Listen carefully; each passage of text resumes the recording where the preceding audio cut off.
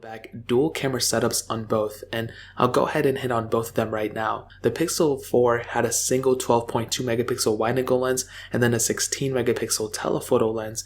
Now the Pixel 5 on the other hand has a 12.2 megapixel wide-angle lens and then a 16 megapixel ultrawide sensor. So they really just transitioned that telephoto lens from being a telephoto lens on the Pixel 4 to an ultrawide sensor on the Pixel 5. Now in my opinion, I don't really think one phone is the craziest best camera of this year or that year when it came out. With the Pixel lineup, we usually saw that those phones had the best camera sensors of that year, and unfortunately that kind of did change pretty recently. I would say once the Pixel 3 came out, around even the Pixel 2, we started seeing that Samsung took over, iPhone took over, and it's kind of unfortunate that Pixel lineup has kind of gotten the short stick as of right now. Now with the Pixel 4, my biggest complaint last year was the ability of not having 4K at 30, and that was probably one of my most unfortunate things in my opinion. I felt like, especially that year, we had the ability of doing 4K at 60 on basically every phone that came out, and the Pixel lineup was just one of those devices that was top tier in the camera department, and Google kind of dropped the ball on that. And this year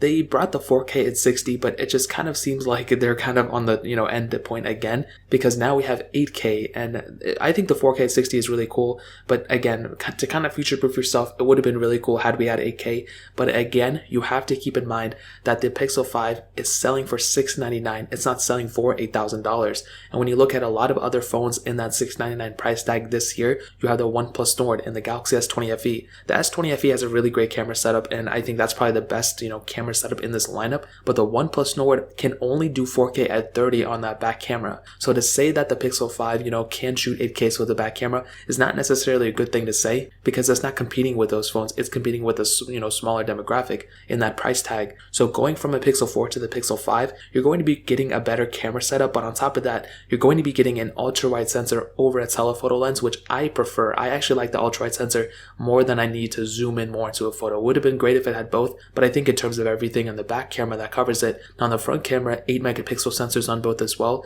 and they're pretty much the exact same camera setup. You can do 1080p at 30 on that, and one really isn't the winner there, but I'll definitely tell you, in the camera department, the Google Pixel 5, in my opinion, is the better camera over the Pixel 4. So